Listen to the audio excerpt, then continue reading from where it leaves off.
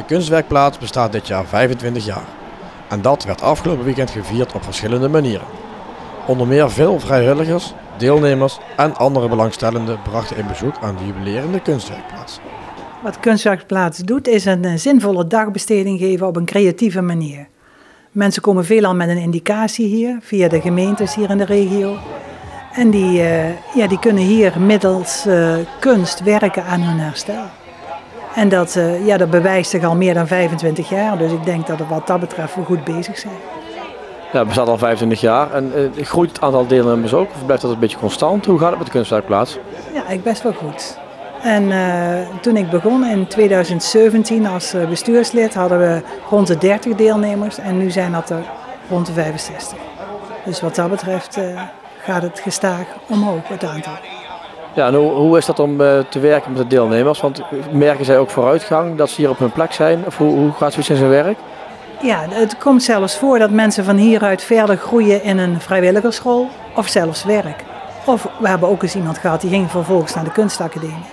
Dat zijn dan wel de uitblinkers, daar doe je het eigenlijk voor. Maar dat is heel fijn, ook voor de coaches, om te weten dat ze voor zoiets werken.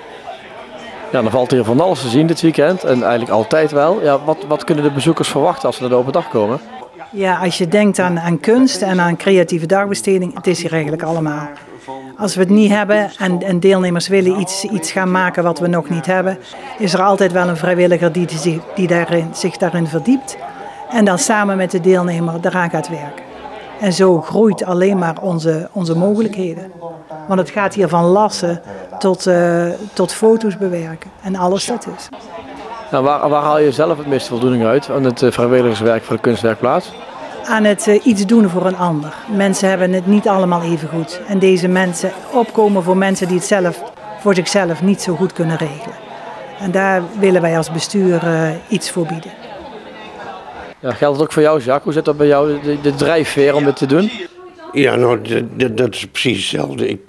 Ik vind het ontzettend leuk om te mogen inzetten voor de mensen die dit nodig hebben. En om te zien hoe ze daarvan genieten en hoe ze met elkaar ook heel veel delen. En dat is echt iets fantastisch. Er is een sociale cohesie hier. Dat is fantastisch om te zien. Ja. En in 25 jaar zit het er inmiddels op, hè, de kunstwerkplaats. Hoe ziet de toekomst eruit? Ja, dat is een beetje in een glazen bol kijken. Dat hangt van een heleboel dingen af. Ik bedoel, het was pakweg zo'n dikke 10 jaar geleden ging die kunstwerkplaats bijna